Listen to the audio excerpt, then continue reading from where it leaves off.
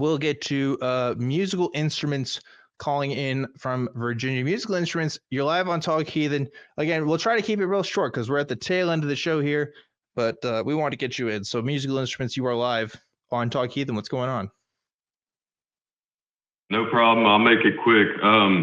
I've talked to you before, Dan. I wanted to talk to Jamie really quick about what he said at the beginning of the show about, and I don't want to misquote you, Jamie.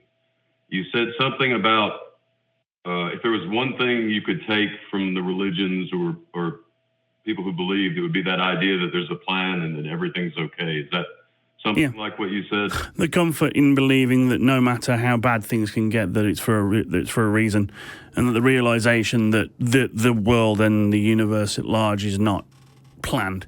It just is. Gives very little in the way of comfort, but can give freedom. I'm an optimistic nihilist myself.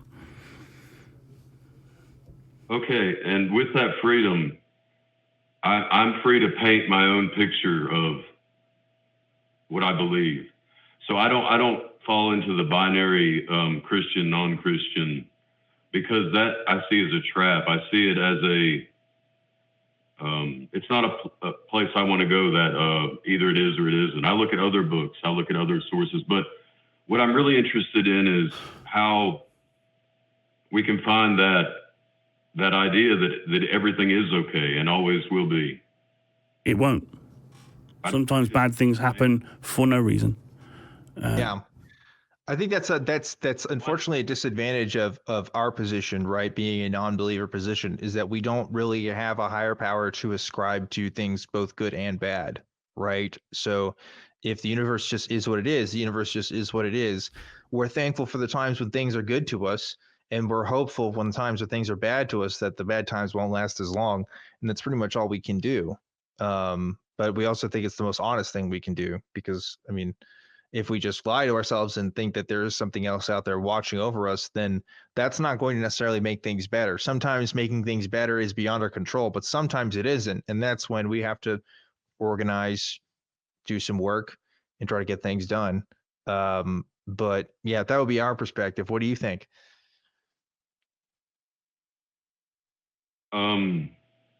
Lying to oneself.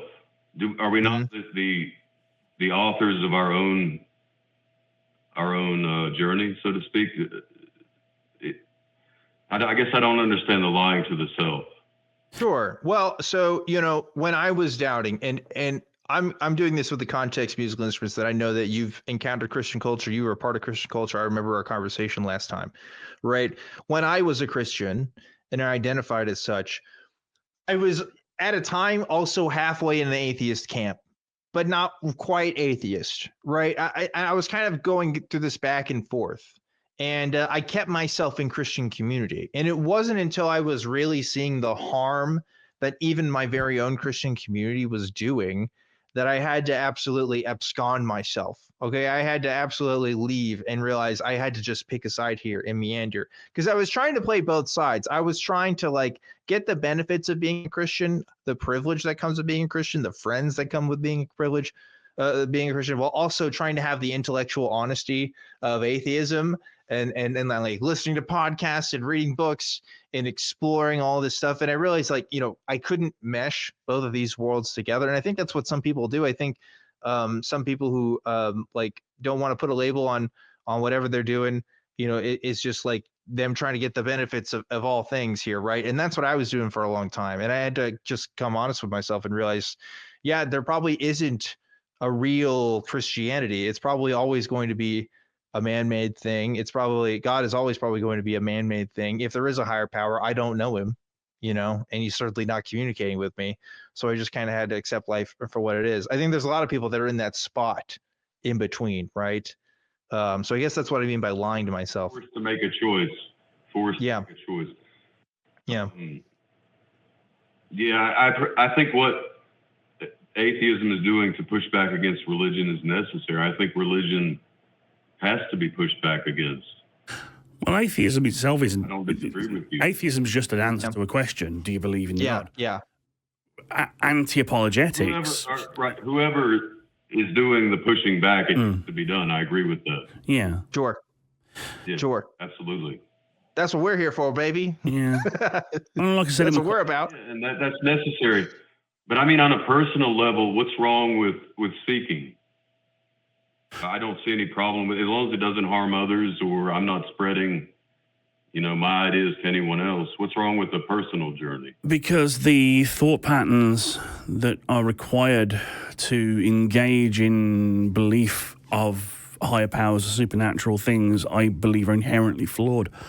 And much like anything that can bring comfort that's dangerous, I treat magical thinking and belief in the supernatural the same way as I would treat like alcohol or drugs. Yeah, you can dabble. Maybe you'd be cool and functional with it, but it's still dangerous and harmful. So if you think you can handle it, baby, you go ahead. No. But I am still going to argue against it on principle. I think I would probably answer a little bit differently than Jamie. I think what I would say is I want to know about the dangers. I want to know about the danger, though. Because to quote, I believe, I can't remember who it was. If you can believe in idiocy, you can be convinced to atrocity. Like, if you don't make your beliefs comport with what is evidenced, with what is demonstrable, then you can be convinced of so many things. Like, being credulous is dangerous, and it can be as little as, oh, this Nigerian prince really wants to send me $10,000, or it can be gay people should be killed. And it's all coming from the same flawed epistemology of my feelings on this are more important than the evidence against it. So, like, I would answer this like a little bit differently, I think, from Jamie, because open-mindedness isn't the problem here, right? It's more about what we give credence to, what we don't. So, in the history of the United States, for example, there have literally been laws, right, that have been made, the fairness doctrine. Maybe you've heard about this. When it comes to like climate change, when we talk about this, where basically, when we're giving coverage to climate change, you pretty much always have to give some climate change skeptic on every time they talk about it, even though that's not the majority opinion of scientists, right? It's not the majority thinking in the scientific community.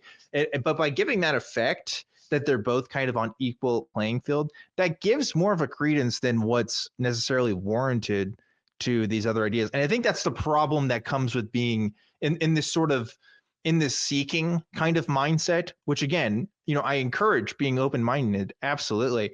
But I'm not going to pretend that all ideas are equal, right? So if you were to tell me, for example, what's wrong with me seeking? I just want to figure out more of the stories of L. Ron Hubbard and, what his teachings can find me. I'll give you a whole list of why Scientology is bad, right? And you would probably say, well, that's ridiculous, right? Everybody knows that Scientology is bad and all the things that come with it.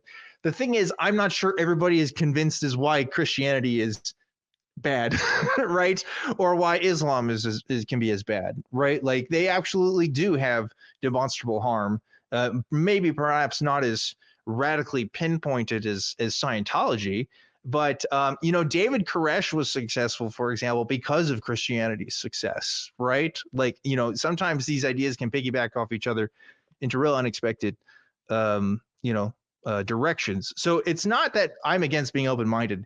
I'm just more so against all ideas being on equal ground, because I just don't think that's the case. I think you still have to apply skepticism to whatever ideas you explore.